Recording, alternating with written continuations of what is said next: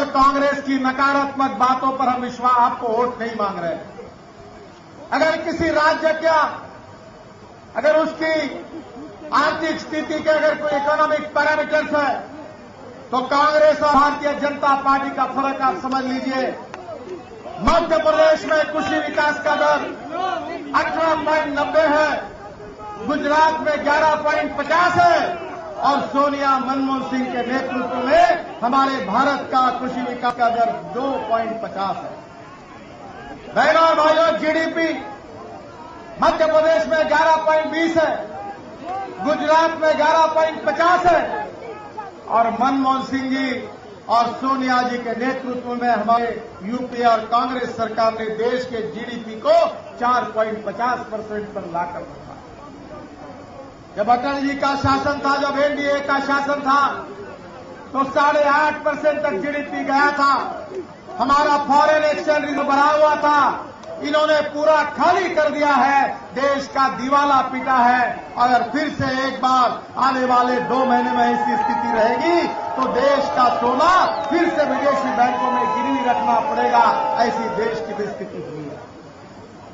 पर मैं आपसे विश्वास देना चाहता हूं कि भारतीय जनता पार्टी हिंदुस्तान के तकदीर को और भविष्य को बदलना चाहती है। भारतीय जनता पार्टी दिल्ली को विश्व का ग्रीन कैपिटल बनाना चाहती है।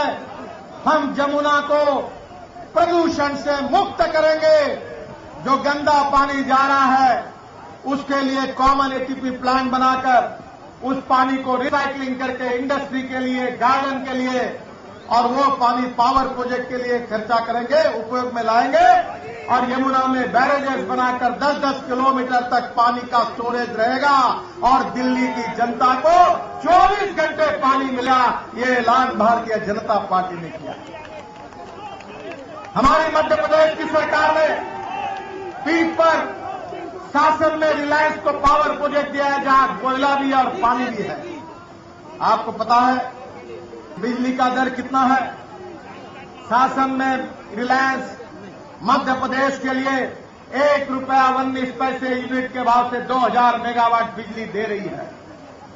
मैं पूछना चाहता हूं कि अगर मध्य प्रदेश की सरकार को अगर ₹1.19 बिजली मिल सकती है तो दिल्ली के लिए ₹5 यूनिट की बिजली क्यों खरीदी की जा रही है? माननीय नरेंद्र मोदी जी आ रहे हैं, मैं उनका स्वागत करता हूं।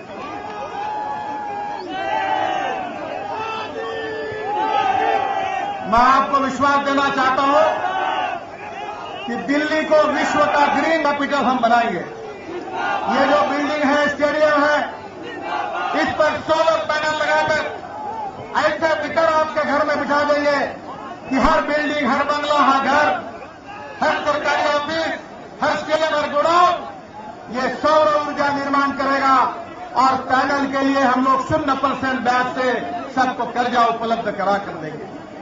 9 के बजाय 12 सिलेंडर देंगे और दिल्ली की जनता को मैं विश्वास देना चाहता हूं कि दिल्ली की जनता को भ्रष्टाचार और महंगाई से मुक्त करके ऐसे राम राज्य की स्थापना दिल्ली में करेंगे कि दिल्ली की जनता पूरी तरह से खुशहाल हो। मैं आपसे प्रार्थना करूंगा कि पहली बार जमुना की बात एक हर्षवर्धन जी के रूप में ऐसा नेतृत्व विकसित हुआ है कि जमुना पार लोगों को दिल्ली का राज्य निर्माण होने के बाद पहला मुख्यमंत्री जमुना पार से मिलेगा और ये भी आज इस समय संभव हो रहा है। आप भारतीय जनता पार्टी को सहयोग करिए, भारतीय जनता पार्टी को जिताइए और दिल्ली के तकदीर को, दिल्ली के भविष्य को बदलने के लिए पूरी ताकत के साथ भारतीय जनता पार्टी का साथ दीजिए, यही आपसे प्रार्थना करता हूं। बहुत बहुत धन्यवाद। भारत माता की।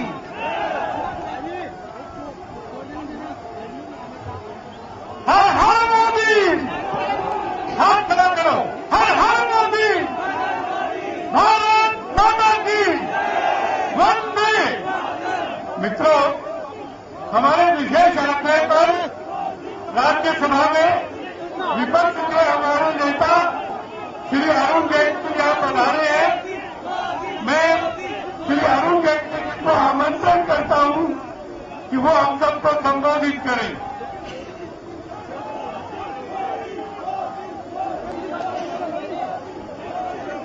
इस कार्यक्रम में विशेष रूप से आए हुए इस देश के अगले प्रधानमंत्री श्री नरेंद्र भाई मोदी जी, दिल्ली के आने वाले चुनाव में और चुनाव के बाद बनने वाले अगले मुख्यमंत्री डॉक्टर हर्षवर्धन, श्री नितिन गडकरी जी, श्रीमान विजय गोयल जी, मंच पर बैठे हुए नेतागण और मित्रों, मेरे पास केवल दो लोगों ने बोलना है। एक जो दिल्ली के मुख्यमंत्री बनने वाले हैं और दूसरे जो हिंदुस्तान के प्रधानमंत्री बनने वाले हैं। मैं केवल 2-3 चीज कहकर अपनी बात समाप्त करूंगा। चुनाव अभियान का ये अंतिम चरण है। परसों ये चुनाव अभियान समाप्त हो जाएगा। 4 तारीख को वोट पड़ेंगे और 8 तारीख को गिनती होगी। किसी को इस बात की हैरानी नहीं होनी चाहिए कि जब 8 तारीख को चुनाव के परिणाम आएंगे तो चारों बड़े राज्य जिसमें चुनाव हुआ है उसमें भारतीय जनता पार्टी की सरकारें बनने वाली हैं। अगर 8 तारीख का आंकड़ा 4-0 का हो गया तो फिर 9 तारीख सुबह से श्री नरेंद्र मोदी को प्रधानमंत्री बनाने का अभियान भारतीय जनता पार्टी अपना आरंभ कर देगी। नरेंद्र भाई, दिल्ली में 1977 के चुनाव में कांग्रेस को सबसे कम वोट मिला था, 33%। ये चुनाव 4 तारीख का वो है जो 1977 के भी अपने आंकड़े को से नीचे कांग्रेस जाने वाली है और इतिहास में सबसे कम वोट दिल्ली के अंदर चुनाव में कभी कांग्रेस को मिलने वाला है तो 4 दिसंबर के इस चुनाव में मिलने वाला है।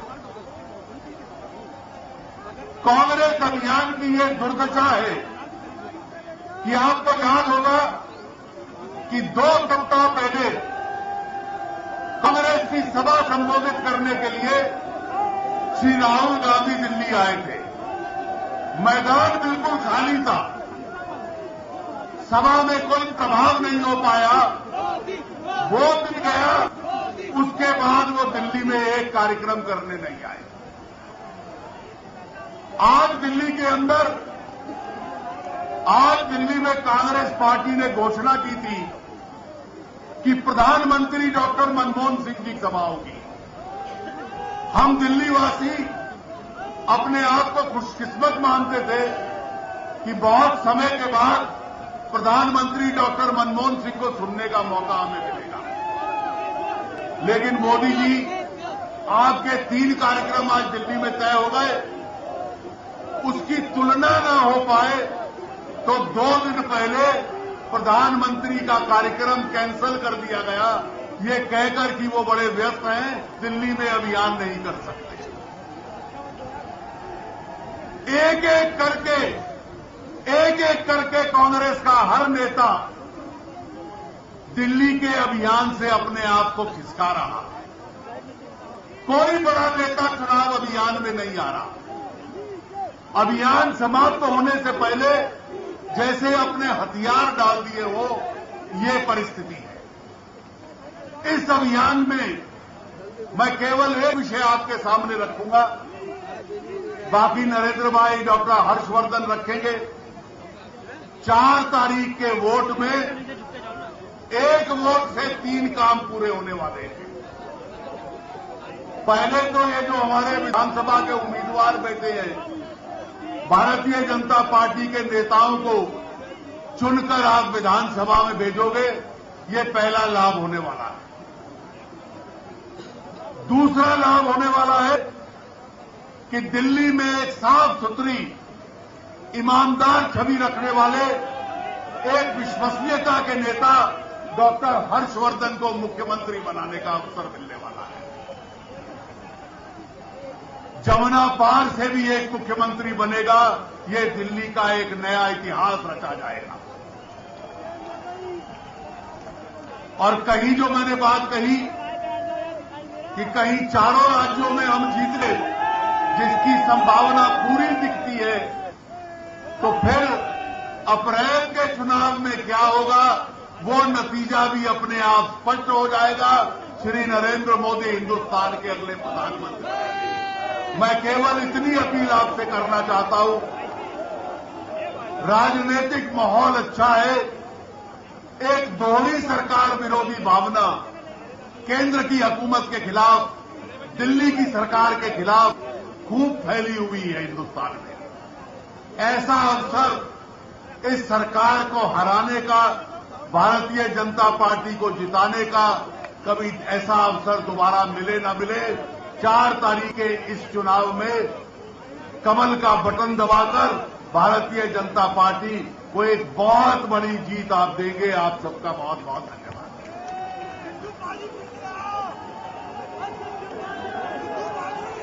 जरूर जरूर मोदी जरूर, पर उसके पहले, प्रधानमंत्री के पहले दिल्ली के होने वाले मुख्यमंत्री डॉक्टर हर्षवर्धन जी को निमंत्रण करूंगा।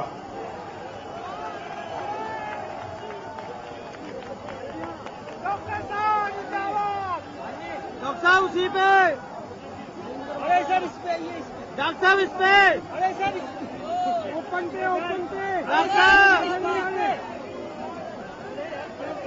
भारत के माननीय प्रधानमंत्री आदरणीय श्री नरेंद्र मोदी जी, सर इस पे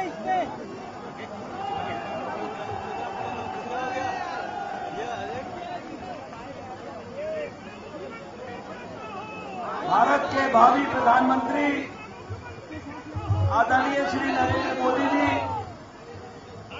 मंच पर विराजमान हमारे पार्टी के पूर्व राष्ट्रीय अध्यक्ष आदरणीय श्री नितिन गडकरी जी, राज्यसभा में हमारे पार्टी के नेता आदरणीय श्री अरुण जेटली जी, दिल्ली के हमारे दोनों सह प्रभारी श्री सिद्धू जी, श्री सिन्हा जी, मनोज तिवारी जी, यहां पर उपस्थित हमारे शादरा जिला के अध्यक्ष श्री रामनिवास गोयल जी, आलोक कुमार जी, और अब से कुछ ही दिनों के बाद जब 8 तारीख आएगी तो जितने यहां पर मंच पर हमारे प्रत्याशी बैठे हैं जमुना पार के, मैं आपको विश्वास के साथ कहने वाला हूं कि 8 तारीख को ये सब के सब दिल्ली विधानसभा के विधायक बनने वाले हैं।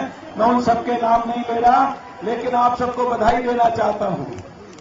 यहां पर उपस्थित आदरणीय बुजुर्गों, माताओं, बहनों, नौजवान दोस्तों, मीडिया के मित्रों, अभी अरुण जेटली जी कह रहे थे कि 1977 के बाद कांग्रेस पार्टी को शायद सबसे कम प्रतिशत मत 1977 से भी कम जो है इस बार मिलने वाला है।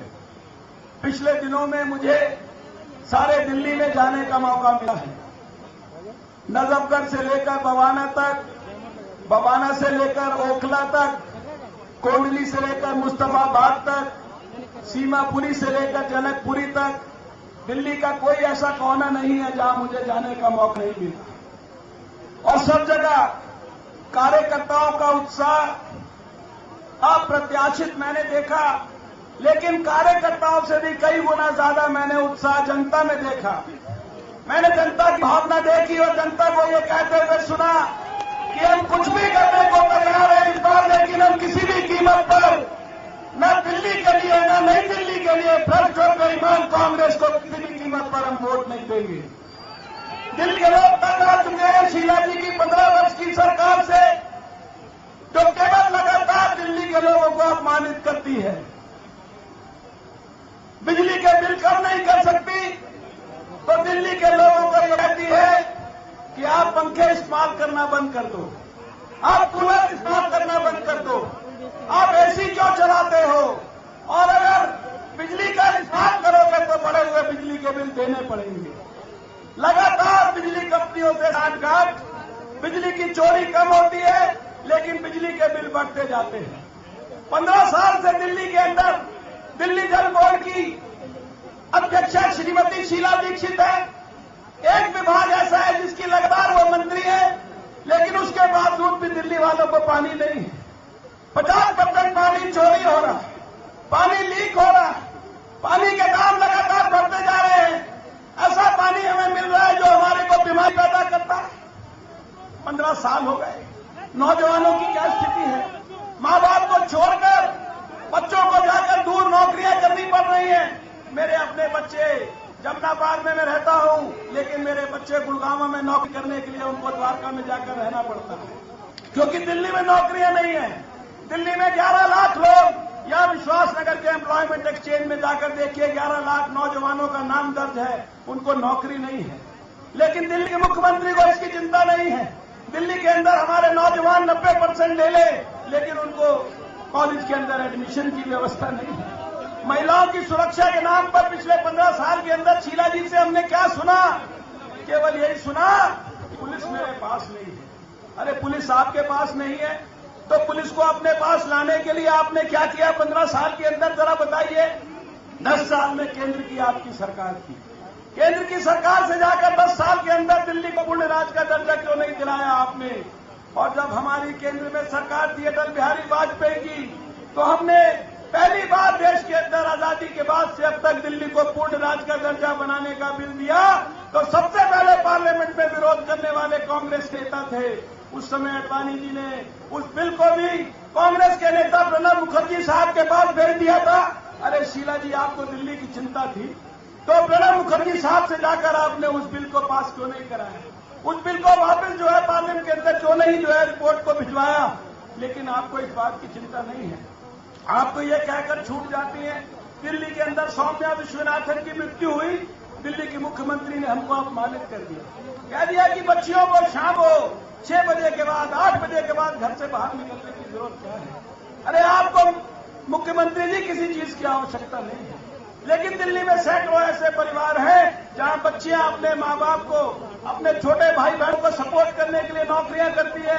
नौकरियां दिन में हो या रात में हो, उनको नौकरियां करनी पड़ती है। आप कुछ कर नहीं सकती, लेकिन आप दिल्ली के अंदर बच्चियों को अपमानित क्यों करती है? मुख्यमंत्री जी, क्या आप जानती हैं कि हमारे जमनाबाद के अंदर जिस गुड़िया के साथ 5 साल की जिस गुड़िया के साथ अन्याय हुआ था गांधीनगर के इलाके में, आज उस गुड़िया के 6 ऑपरेशन हो चुके हैं। 6 ऑपरेशन। मैं उस गुड़िया को पिछले 1 साल से अपनी पत्नी के साथ, परिवार के साथ फॉलो कर रहा हूं। वो गुड़िया गांधीनगर छोड़ने पर मजबूर हो गई है। उस गांधीनगर के अंदर आपके सरकार का मंत्री रहता है। वो गुड़िया यहां से द्वारका के एक गांव के अंदर मुंह छुपाकर बेचारी अपने परिवार के साथ रह रही है, क्योंकि समाज के अंदर उसको प्रताड़ित किया जा रहा है, व्यवस्था के लोग उसको प्रताड़ित कर रहे हैं। और आज स्थिति यह है कि आपके दिल्ली के किसी स्कूल ने उसको गुड़िया को एडमिशन देने से मना कर दिया, तो उस गुड़िया को गुड़गांव के अंदर डीपीएस स्कूल ने स्पॉन्सर करके उसको एडमिशन दिया, उसके पिता को नौकरी दी। आपकी सरकार तो एक 5 साल की गुड़िया के स्वाभिमान की रक्षा नहीं कर सकती। आप दिल्ली वालों को क्या देंगी, मुझे बताइए। आज भी हम भूले नहीं है निर्भया के साथ जो दिल्ली के अंदर हुआ। इतने वादे किए गए उस समय, कहा गया दिल्ली के अंदर हम थाने, उसके अंदर सेंसिटिविटी बढ़ाएंगे, महिला पुलिस का नंबर बढ़ाएंगे। आपने कहा हम बसों के अंदर गार्ड बैठाएंगे, बसों में रोशनियां करेंगे, और जाने कितने प्रकार के आपने वादे किए, लेकिन एक चीज दिल्ली के अंदर बेहतर नहीं हुई। मुख्यमंत्री जी, ये यमुना पार के लोग जब भी यमुना को पार करते हैं उनकी आंखें नम हो जाती है। क्यों नम हो जाती है? बचपन में हमने इस यमुना को बड़े पवित्र यमुना के रूप में देखा है। मैंने यहां से लेकर तीराबाद तक, यहां से लेकर ओखला तक मैंने हजारों लोगों से ये सवाल पूछा कि मुझे बताइए, क्या आपने 15 साल में कभी इस यमुना को साफ होते हुए देखा है? इस यमुना पे कोई मशीन लगे हुए देखी है? दिन में देखी है, रात में देखी है? कभी एक आदमी को यमुना के ऊपर काम करते हुए देखा है? मुझे आज तक पूरे दिल्ली में एक ऐसा आदमी नहीं मिला जिसने कहा कि इस यमुना के ऊपर कोई काम हुआ। लेकिन जब हम विधानसभा में सवाल पूछते हैं तो हमारे को सवाल का उत्तर मिलता है कि क्या बात करते हैं डॉक्टर हर्षवर्धन जी, आप हमेशा एक ही सवाल पूछते हैं। हम इस यमुना के ऊपर 3,500 करोड़ रुपए इसकी सफाई के ऊपर खर्च कर चुके हैं। कहां गया ये 3,500 करोड़? दिल्ली की जनता जानना चाहती है। कॉमनवेल्थ के गेम्स के अंदर जिस सड़क के ऊपर आपने 600 करोड़ रुपया खर्चा किया, वो 100 करोड़ में इंजीनियर कैंटें बन सकती है।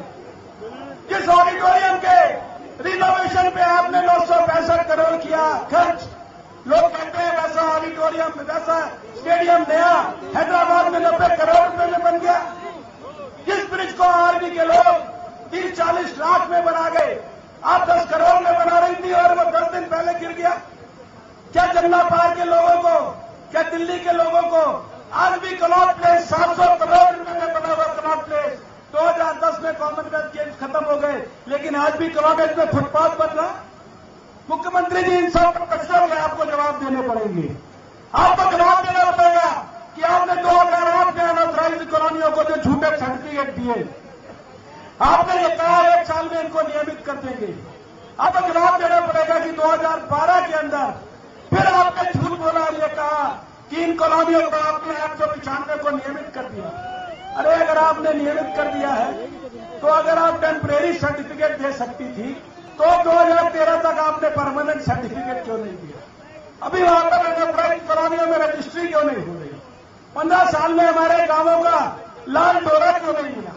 ये रीसेटलमेंट कॉलोनियां, साहब सिंह वर्मा जब मुख्यमंत्री थे केवल 5,000 रुपया हम लोगों ने रीसेटलमेंट कॉलोनियों को मालिकाना हक देने के लिए मांगा था, तो ये कांग्रेस के लोगों ने सड़कों पे आके नेतागिरी की थी।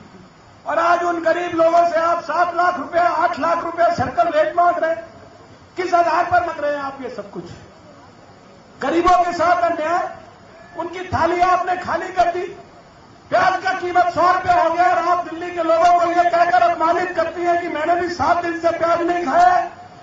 मैं वो दिन कभी भूलता नहीं जब एक ब्रिज का उद्घाटन करने दिल्ली के मुख्यमंत्री शीला दीक्षित गई थी।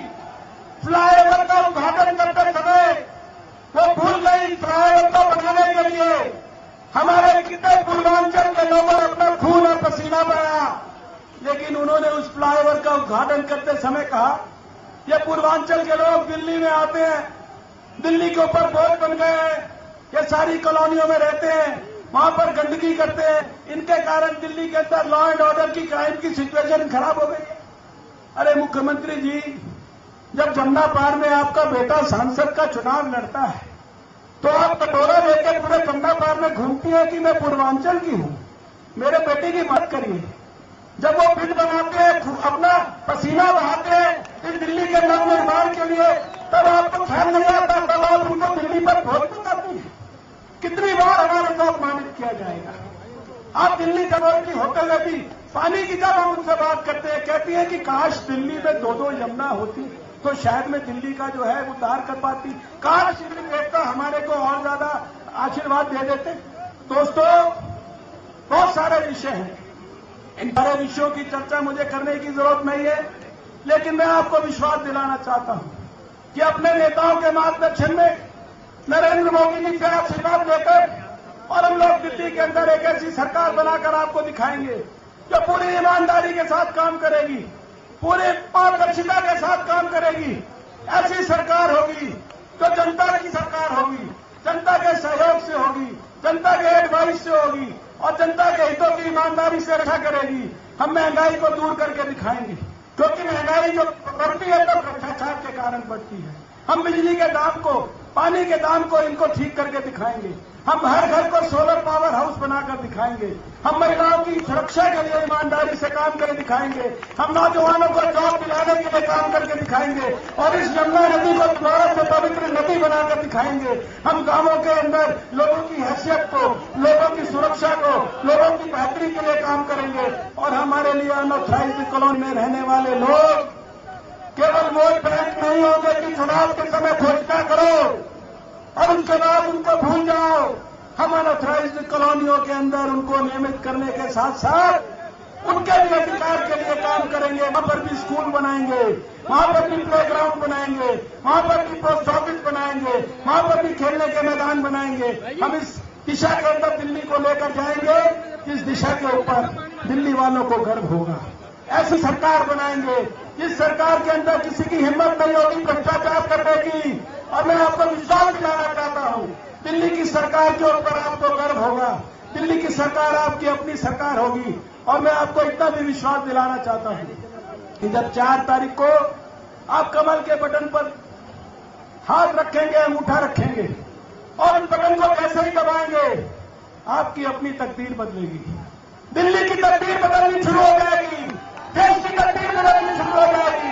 दिल्ली में कमल का बटन दबाते ही नरेंद्र मोदी जी का भारत का प्रधानमंत्री बनने का रास्ता जो है तेजी से आगे बढ़ना शुरू हो जाएगा। समय से पहले चाहे नरेंद्र मोदी जी को हमारे को प्रधानमंत्री बनाने का अवसर मिल जाएगा। और जिस दिन नरेंद्र मोदी जी भारत के प्रधानमंत्री बन जाएंगे, भारत दोबारा से विश्व गुरु के स्थान पर आगे बढ़ना शुरू हो जाएगा। इन्हीं शब्दों के साथ मैं नरेंद्र मोदी जी को आमंत्रित करता हूं कि हमें गंगा पार के लोगों को अपना आशीर्वाद दें। मैं आप सबको भाग्यशाली समझता हूं कि आपके एक साथी को, जमुना पार के आपके एक अपने साधारण से कार्यकर्ता को, यह है भारतीय जनता पार्टी की खूबसूरती, यह है भारतीय जनता पार्टी की ड्यूटी कि जमुना पार जिसको 1947 से लेकर 2013 तक किसी पार्टी ने कोई जिम्मेदारी नहीं दी, आज दिल्ली के अंदर जमुना पार के व्यक्ति को दिल्ली की सरकार का नेतृत्व देने के लिए हमारे को मौका दिया गया है। आप सब भारतीय जनता पार्टी को बड़े पैमाने पर आशीर्वाद दीजिए। इन्हीं शब्दों के साथ आपका बहुत बहुत धन्यवाद। जय हिंद।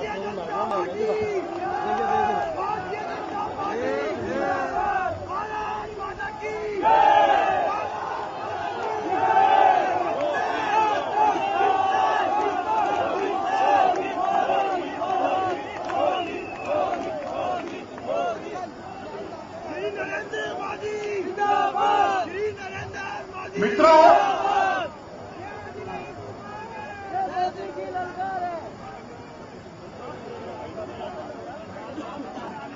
भारत के भावी प्रधानमंत्री श्री नरेंद्र मोदी जी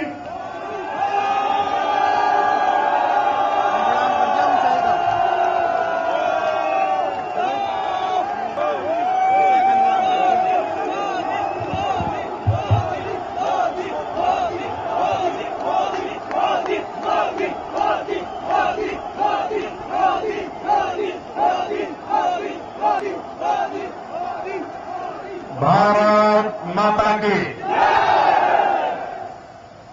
मंच पर विराजमान भारतीय जनता पार्टी के वरिष्ठ नेता और राज्यसभा में विपक्ष के नेता आदरणीय श्री अरुण जेटली जी, हमारे पूर्व अध्यक्ष और दिल्ली के प्रभारी आदरणीय श्री नितिन गडकरी जी, प्रदेश के अध्यक्ष श्रीमान विजय गोयल जी, आप जिन्हें मुख्यमंत्री बनाने के लिए कृत संकल्प है, ऐसे डॉक्टर हर्षवर्धन जी, श्रीमान नवजोत जी, श्याम जाजू जी, डॉक्टर अनिल जैन, श्रीमान आर के सिन्हा जी, भाई मनोज तिवारी जी, मंच पर विराजमान सभी प्रत्याशी और विशाल संख्या में पधारे हुए भाइयों और बहनों,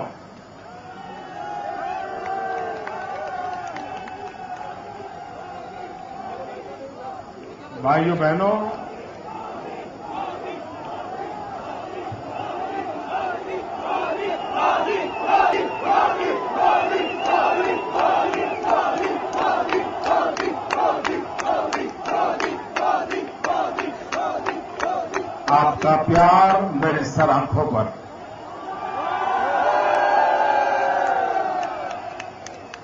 मैं आपका बहुत आभारी हूं। भाइयों बहनों, मैं पिछले कुछ दिनों से लगातार चुनाव अभियान के लिए छत्तीसगढ़, मध्य प्रदेश, राजस्थान, दिल्ली, अलग अलग स्थानों पर मैं गया हूं। भाइयों बहनों, मैंने चुनाव बहुत देखे हैं। आमतौर पर चुनाव उम्मीदवार लड़ते हैं, राजनीतिक दल लड़ते हैं, कभी कभार उनके समर्थक ज्यादा सक्रिय होते हैं, लेकिन ये पहला चुनाव मैं ऐसा देख रहा हूं, वो न सिर्फ उम्मीदवार लड़ रहे हैं, न सिर्फ पार्टियां लड़ रही हैं, लेकिन यह चुनाव जनता जनार्दन लड़ रही है। मतदाता खुद चुनाव लड़े, ये लोकतंत्र की सर्वोत्तम स्थिति होती है। भाइयों बहनों, चुनाव ये लोकतंत्र का महापर्व होता है, ये लोक शिक्षा का अवसर होता है।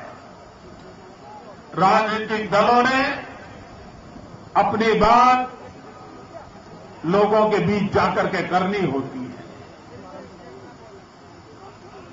अपने काम का हिसाब देना होता है, पल पल का हिसाब देना चाहिए, पाई पाई का हिसाब देना चाहिए। लेकिन भाइयों बहनों, मैं ये चुनाव ऐसे देख रहा हूं कि छत्तीसगढ़ में डॉक्टर रमन सिंह 7,000 किलोमीटर की यात्रा करके गांव गांव जाकर के अपने काम का हिसाब दे रहे हैं। मध्य प्रदेश में शिवराज जी आशीर्वाद यात्रा लेकर के हजारों किलोमीटर तक 2-2 महीने तक घूम करके जनता जनार्दन को अपना हिसाब दे रहे हैं। लेकिन ये राजस्थान, ये दिल्ली, यहां के शहंशाहों का अहंकार 7वें आसमान पर पहुंचा हुआ है, वो जनता को हिसाब देने को तैयार नहीं है, जनता को जवाब देने को तैयार नहीं। आप लोकतंत्र में आपका दायित्व है, आपकी जिम्मेदारी है कि आप जनता में जाकर के अपने काम का हिसाब दो। भाइयों बहनों, आज देश की जनता राजनीतिक दलों को भली भांति समझने लगी है, उनके आचरण को जानने लगी है, और आप जनता से पीछा छुड़ा रहे हो।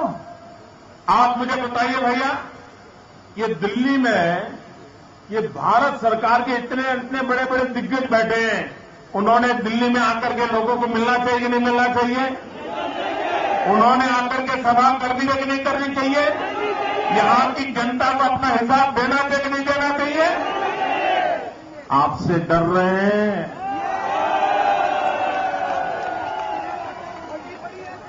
वो राजस्थान, मध्य प्रदेश, छत्तीसगढ़ में जाकर के तो आंख में धूल झोंक पा रहे हैं, लेकिन दिल्ली वाले उनको पहचान गए हैं, और इसलिए दिल्ली के लोगों की आंख में धूल झोंकने का साहस तक नहीं जुटा पा रहे हैं।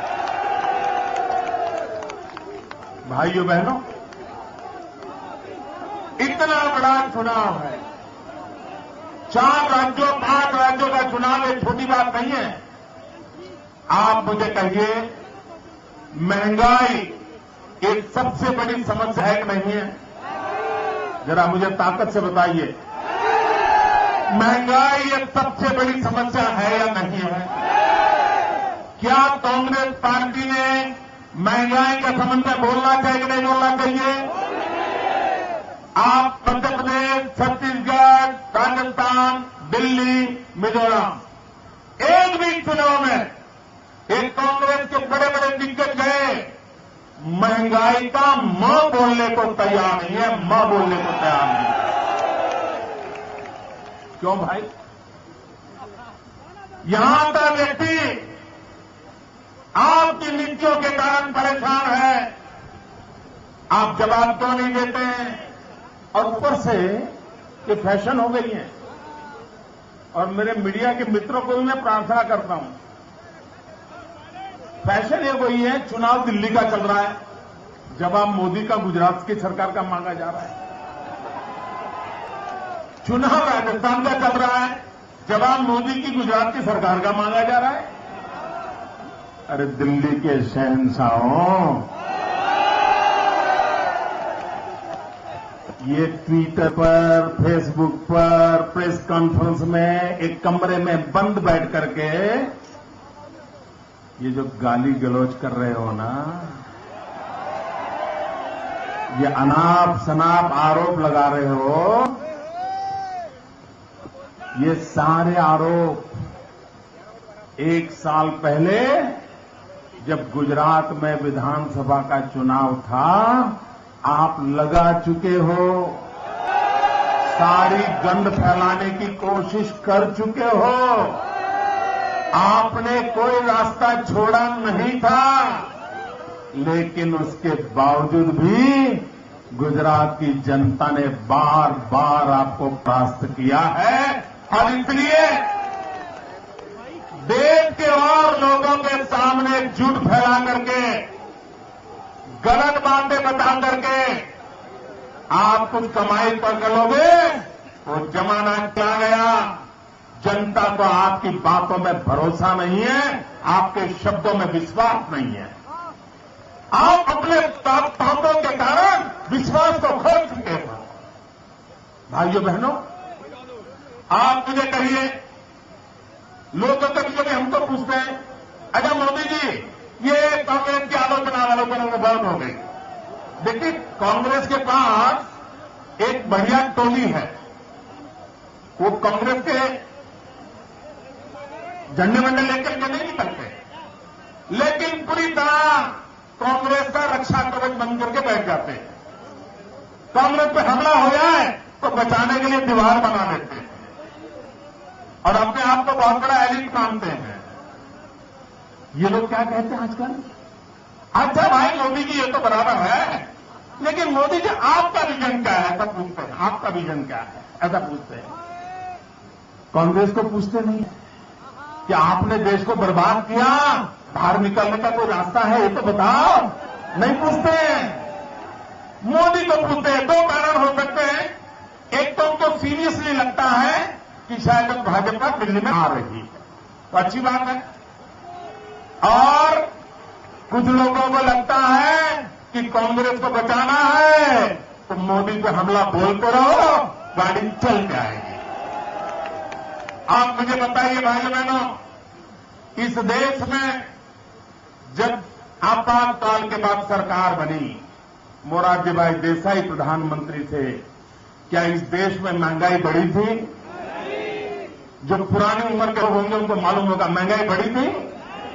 भाइयों बहनों, इतनी संयुक्त सरकार अनेक दलों का मिलकर के जयप्रकाश जी नारायण के नेतृत्व में एक व्यवस्था खड़ी हुई थी, लेकिन उन्होंने गरीब के तरफ चिंता की थी और एक नया पैसा महंगाई बढ़ने नहीं दी थी।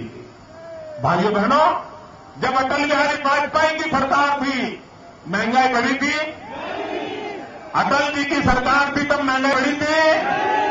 आप जो भी पॉलिटिकल पंडित हो, अर्थशास्त्री हो, जरा देख लेना, हिंदुस्तान में जब जब समर्थ विपक्ष की सरकार बनी है, इस देश में कहीं महंगाई नहीं बढ़ी है। महंगाई तब बढ़ी है जब कांग्रेस का मिथुन शुरू होता है। और इतना ही नहीं भाइयों बहनों, ये गरीब की मजाक कैसे उड़ाते हैं। आप मुझे कहिए भैया, अगर बिहार का विकास पिछले 7 साल में हुआ होता तो बिहार के लोगों को बिहार छोड़ करके दिल्ली आना पड़ता क्या? ये पाप किसने किया? ये उत्तर प्रदेश का विकास हुआ होता तो उत्तर प्रदेश छोड़ करके, अपने बूढ़े माँ बाप छोड़ करके, गांव खेत खलिहान छोड़ करके, यार दोस्तों को छोड़ करके यहां पर जिंदगी जीने के लिए आना पड़ता, ऐसा हुआ होता क्या? ये आपके पापों का परिणाम है कि 60 साल तक आपने हिंदुस्तान के विकास को अपना काम माना नहीं। वोट बैंक की राजनीति करके आप सत्ता हथियाने में मजबूर रहे, उसी का परिणाम है कि आज ये संकट पैदा होते हैं और आपको ये संकट लगते हैं। भाइयों बहनों, मैं सूरत की बात बताना चाहता हूं। मेरे सूरत में जनसंख्या पिछले 20 साल में ही बढ़ी है। पहले सूरत 5-6 लाख की जनसंख्या का शहर हुआ करता था, आज वो 50 लाख के ऊपर चला जा रहा है। सबसे ज्यादा उड़ीसा से, बिहार से, उत्तर प्रदेश से, आंध्र से लोग वहां रोजी रोटी कमाने आते हैं। उसके बावजूद भी सारे देश में स्वच्छ सुंदर शहर का इनाम गया तो सूरत शहर को गया और भारत सरकार ने दिया। क्या बाहर के लोग आए तो उनके मेहमान नवाजी नहीं हो सकती क्या? उनको प्यार से रखा नहीं जा सकता क्या? उनकी आवश्यकता की पूर्ति नहीं हो सकती है क्या? लेकिन इनको करना नहीं है। भाइयों बहनों, और क्यों नहीं हो रहा है? मुद्दा नीति का नहीं है दोस्तों, मुद्दा नीयत का है। नीयत का, इनकी नीयत देखिए। लोगों को लगता है कि नीतियों की समस्या है, नीतियों की समस्या नहीं, नीयत की समस्या सबसे बड़ी है। इनकी नीयत क्या है? आप देखिए, महंगाई बढ़ी है तो सही है ना भैया? जरा जवाब तो दो। महंगाई बढ़ी है, सही है? पार्लियामेंट के चुनाव में कांग्रेस पार्टी ने 100 दिन में महंगाई खत्म करने का वादा किया था। महंगाई खत्म हुई? महंगाई कम हुई? महंगाई बढ़ी? कौन जिम्मेवार?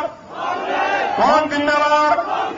कांग्रेस ने वादा खिलाफी की, वादा तोड़ा। जिसने वादा तोड़ा उससे नाता तोड़ोगे? तोड़ोगे? भाइयों बहनों, इससे कदम एक आगे जाना चाहता हूं। इन समस्याओं को कैसे देखते हैं? कांग्रेस के एक बड़े नेता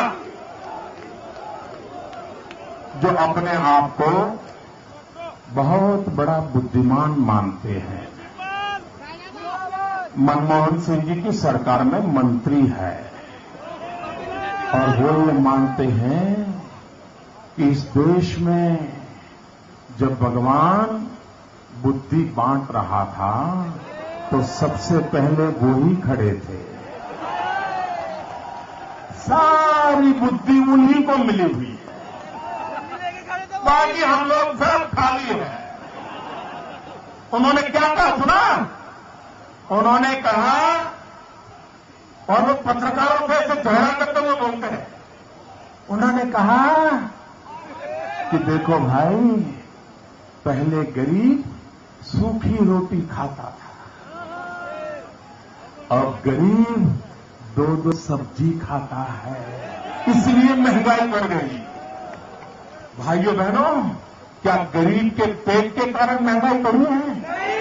क्या गरीब को सब्जी खाने का अधिकार नहीं है? क्या कांग्रेस पार्टी ने लिख करके रखा है कि देश में गरीब सब्जी नहीं खाएगा? ये गरीब का अपमान है कि नहीं है? ये क्या भाषा बोल रहे हैं? ये उनकी नीयत दिखाता है, नीयत दिखाता है। भाइयों बहनों, इस देश में आजकल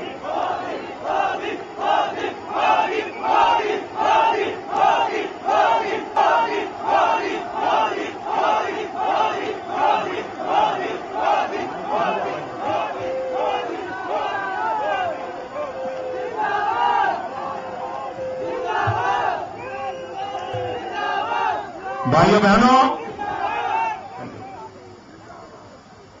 आप मुझे कहिए, इस देश के प्रधानमंत्री बहुत बड़े अर्थशास्त्री हैं और हम उनके अर्थशास्त्री होने के ज्ञान पर कभी टिप्पणी नहीं करते हैं, न ही हम उनकी आलोचना करते हैं। इतना ही नहीं, इस देश के वित्त मंत्री भी काफी पढ़े लिखे हैं, हम उनके सर्टिफिकेट को चैलेंज नहीं करते हैं और करना भी नहीं चाहिए। लेकिन भाइयों बहनों, आप इतने बड़े विद्वान लोगों की टोली जब देश में इनकी पहली दूसरी सरकार बनी ना, तो उनकी ड्रीम टीम की बहुत बड़ी तारीफ होती थी, तारीफ बहुत तारीफ हुई थी, कैसे कैसे दिग्गज लोगों की सरकार बनी है। इस दिग्गजों ने देश डुबो दिया कि नहीं डुबो दिया, डुबो दिया कि नहीं डुबो दिया। और आजकल कहते हैं कि मोदी से हमें अर्थशास्त्र नहीं पढ़ना है। मेरे कांग्रेस के मित्रों, हमसे पढ़ो या न पढ़ो, अरे कम से कम नरसिम्हा राव से तो पढ़ लेते तो पता चलता देश कैसे चलता है। अटल बिहारी वाजपेयी से पढ़ लेते, न नरसिम्हा राव देश के कोई अर्थशास्त्री माने जाते थे, न अटल बिहारी वाजपेयी कभी देश के अर्थशास्त्री माने जाते थे। लेकिन इन दोनों महापुरुषों को हिंदुस्तान के आम आदमी की समस्या का पता था, कठिनाइयों को रास्ता कैसे खोजा जाए पता था। आपके किताबी ज्ञानों ने देश को बर्बाद करके रखा है और इसलिए अच्छा होगा कि देश आपसे न कुछ सीखे और न ही देश आपके कदमों पर चले। भाइयों बहनों, ये बड़े ज्ञानी लोगों ने क्या किया है? आप मेरी बात से सहमत हो तो हाँ कहना, नहीं हो तो ना कहना। दोस्तों,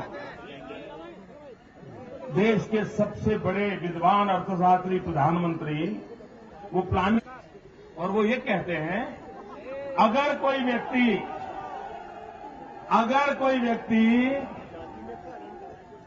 26 रुपये खर्च करता है तो वो गरीब नहीं है। भाइयों बहनों, प्रधानमंत्री की प्लानिंग कमीशन का कहना है कि अगर आप 26 रुपये से ज्यादा खर्च किया मतलब आप अमीर हो गए। आप सहमत हैं? जरा पूरी ताकत से बताइए, सहमत हैं? क्या 26 रुपये में एक दिन निकल सकता है? क्या 26 रुपये में 2 कप चाय आती है? देखो, मुझे चाय वाले की चिंता स्वाभाविक ज्यादा रहती है, उनका नुकसान मैं सहन नहीं कर सकता। भाइयों बहनों, 26 रुपये में 2 कप चाय आ सकती है।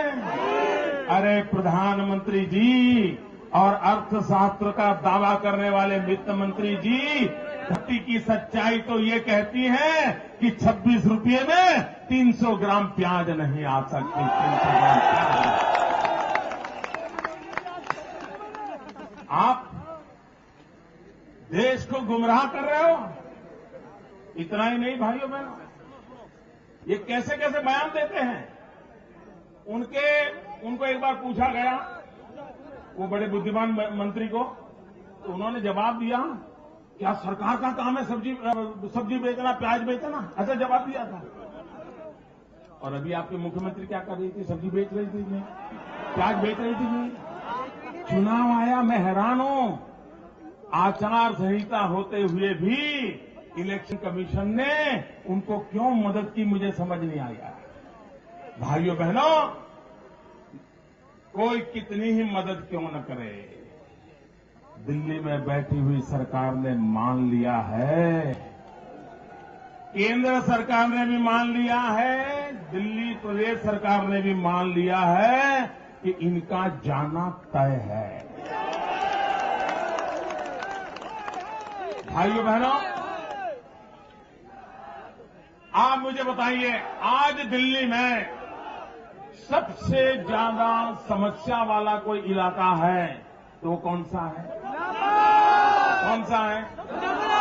आप ही का है ना, ये यमुना पार का ना। मुझे बताइए, अगर दिल्ली को जहां समस्याओं की जड़ें हैं, समस्याओं से गुजरते हुए लोग हैं, मुसीबतों से जिंदगी गुजारने वाले लोग हैं, अगर उनको उनका अपना मुख्यमंत्री मिल जाए तो आपका भला होगा कि नहीं होगा? मैं यमुना पार के भाइयों बहनों को विश्वास देना चाहता हूं, डॉक्टर हर्षवर्धन की तरफ से विश्वास दिलाना चाहता हूं।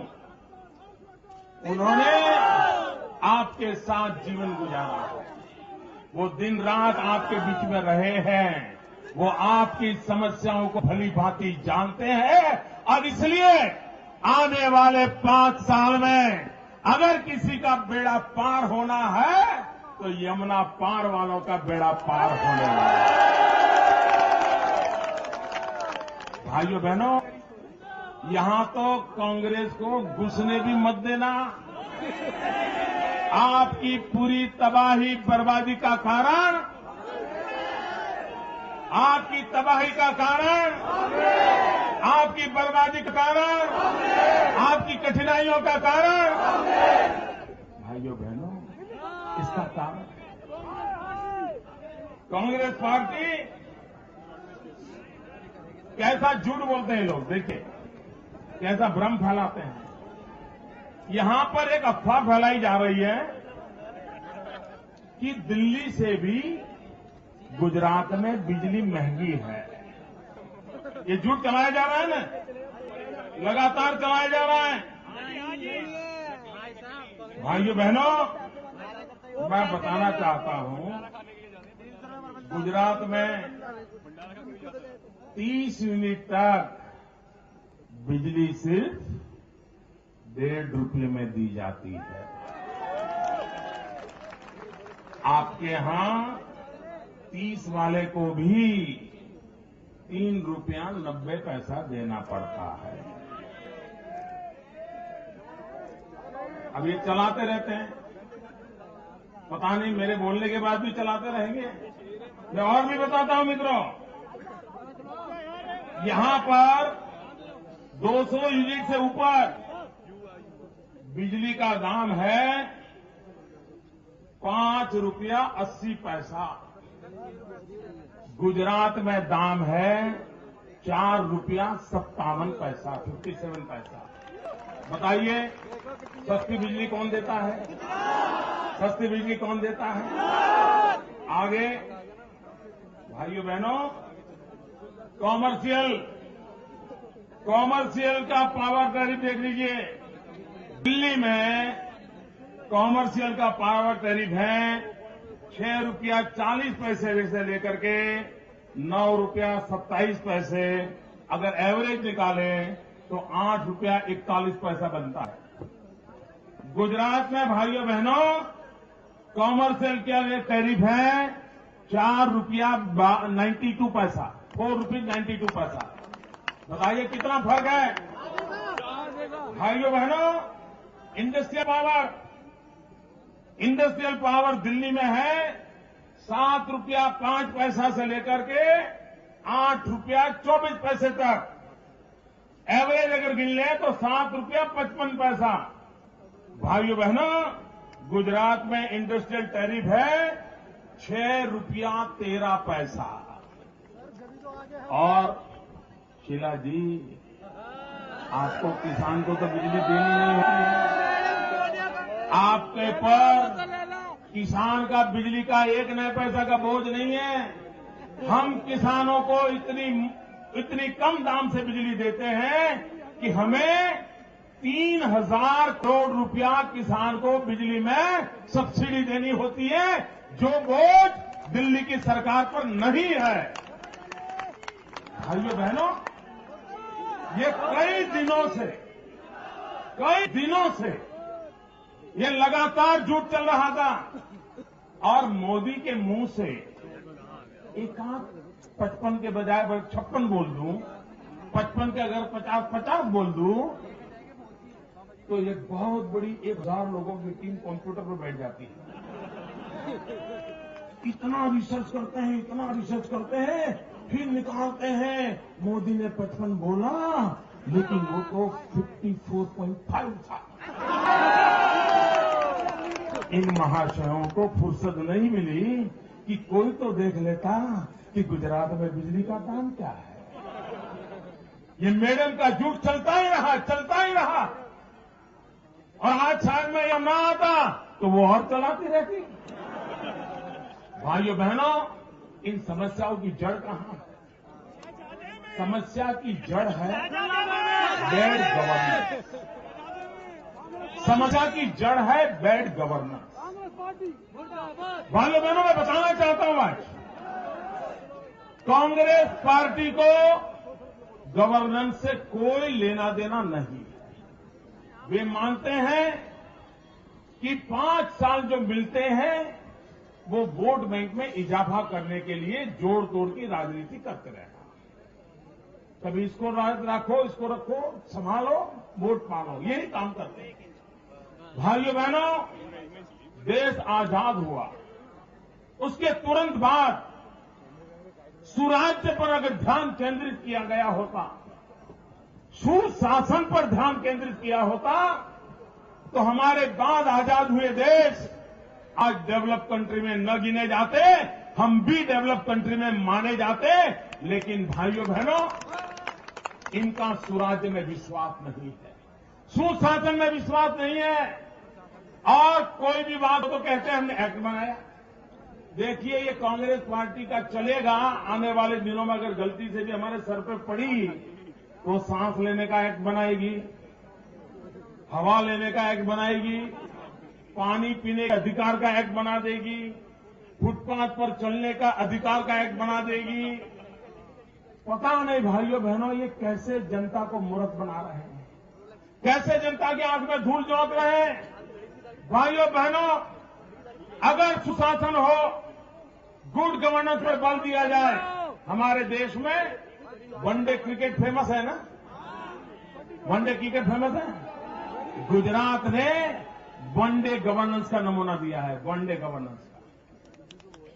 मेरे दिल्ली वासियों, आप जानकर के खुश हो जाओगे कि कैसे काम किया जा सकता है। हमने 250 ऐसे सेंटर बनाए हैं, पूरी तरह ई गवर्नेंस से सजे हुए हैं, कंप्यूटर लगे हैं, लड़के लगे काम कर रहे हैं। अगर आपकी समस्या है, 80 प्रकार की समस्याएं हमने खोज करके निकाली है जो आम आदमी को बहुत एक जरूरत पड़ती है। सुबह वो ऑफिस जाते समय वहां लिफाफा छोड़ देता है, फी दे देता है, शाम को घर वापस जाता है, उसको उसका सर्टिफिकेट काम जो भी है उसको मिल जाता है, न उसका समय बर्बाद होता है। वनडे गवर्नेंस का कंसेप्ट क्या ये दिल्ली महानगर में नहीं हो सकता है? जनता की सुनवाई नहीं हो सकती है? इनको सुशासन में भरोसा ही नहीं है, और इसके कारण भाइयों बहनों, ये कभी भी इन बातों को नहीं कर पाएंगे। भ्रष्टाचार के लिए यमुना पार को मदद तो मिली नहीं, लेकिन इनके पापों के कारण यमुना सिर्फ गंदी हुई ऐसा नहीं, इन्होंने यमुना को कलंकित भी कर दिया। कॉमनवेल्थ के घोटाले, ये कॉमनवेल्थ के घोटालों ने ये आपके यमुना पार जो पसीना बहा करके रहने वाले लोग हैं, मेहनत करके खाने वाले लोग हैं, उनके जीवन को कलंकित करने का पाप यही इसी धरती पर इन लोगों ने किया है। और अपने आप को आप देखिए, दुनिया में खेल एक ऐसा अवसर होता है कि सारी दुनिया में आप नाम कमा सकते हो। मैं उदाहरण देना चाहता हूं कोरिया का। कोरिया के पास ओलंपिक गेम का अवसर आया। भाइयों बहनों, कोरिया को दुनिया जानती नहीं थी, उसकी शक्ति से परिचित नहीं थी। लोग कोरिया को ओलंपिक देने से झिझक रहे थे। लंबे अरसे तक डिबेट हुआ था, लेकिन जब कोरिया को ओलंपिक जैसा खेल होस्ट करने का मौका मिला, कोरिया ने उसका इतना ब्रांडिंग किया, आज दुनिया के अंदर कोरिया ने अपना डंडा जमा दिया। भाइयों बहनों, कॉमनवेल्थ गेम एक अवसर था हिंदुस्तान की ताकत का ब्रांडिंग करने का। कॉमनवेल्थ गेम एक अवसर था दुनिया के अंदर दिल्ली की वाहवाही कराने का। पैसों की चोरी की वो तो छोड़ो, उन्होंने पूरे विश्व में दिल्ली को आगे बढ़ाने का मौका खो दिया है। और इसलिए भाइयों बहनों, ऐसे अपवाद करने वालों को कभी माफ नहीं किया जा सकता। ये भ्रष्टाचार में डूबे हुए लोग, ये कुशासन की आदत वाले लोग। और भाइयों बहनों, शरीर कितना ही स्वस्थ क्यों न हो, अच्छे खासे मजबूत क्यों न दिखते हो, लेकिन एक बार अगर शरीर में डायबिटीज घुस जाता है ना, एक बार अगर डायबिटीज घुस जाता है तो शरीर अंदर से खोखला होना शुरू हो जाता है और फिर वो शरीर सभी बीमारियों का घर बन जाता है। जैसे शरीर में डायबिटीज घुसने से शरीर सभी बीमारियों का घर बन जाता है, वैसे ही बैड गवर्नेंस पूरे हिंदुस्तान को खोखला कर रहा है। सारी बीमारियों की जड़ उसी में पड़ी हुई है। और भारतीय जनता पार्टी सुशासन का वादा करती है, गुड गवर्नेंस का वादा करती है और एक नेक दिल इंसान जिसको हम मुख्यमंत्री के रूप में आपके सामने प्रस्तुत कर रहे हैं। भाइयों बहनों, मैं विश्वास करता हूं कि 4 तारीख को भारी मात्रा में मतदान करके आप भारतीय जनता पार्टी को विजयी बनाएंगे। मेरे साथ बोलिए, भारत माता की जय, भारत माता की जय, भारत माता की जय। मैं एक नारा बुलाऊं, बोलोगे? बोलेंगे? मैं कहूंगा पहले मतदान, आप कहेंगे फिर जलपान, ठीक है? मतदान किए बिना जलपान नहीं करना है। और आपके परिवार में मां बहनों से मैं कहता हूं कि जब तक ये उंगली पर टीका लगा करके ना आए, सुबह चाय मत दो। मैं बोलूं नारा, पहले मतदान, आप बोलिए फिर जलपान। पहले मतदान, पहले मतदान, पहले मतदान। बहुत बहुत धन्यवाद।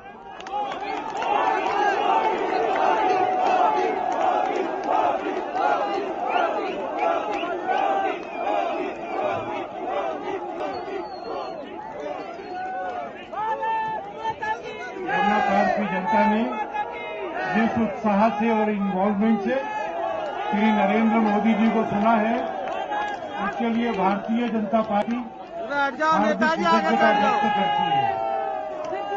मुझे विश्वास है कि आप सबके आने से और इस भाषण से दिल्ली में 16 सीटें जीतने का हमारा रास्ता प्रशस्त होगा। बहुत बहुत धन्यवाद।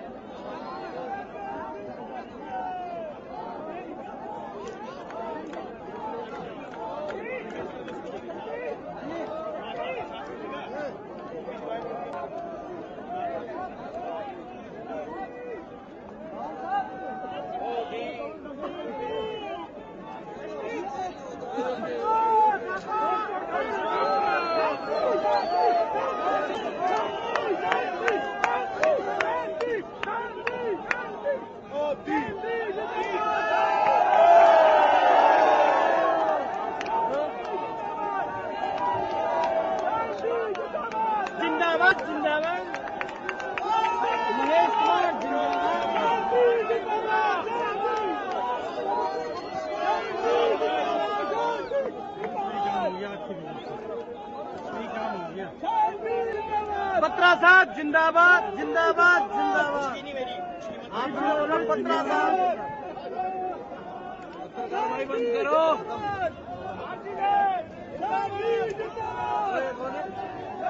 क्यों गुजर रहे हो? मुख्यमंत्री कैसा हो? बिल्कुल मेरे जैसा हो।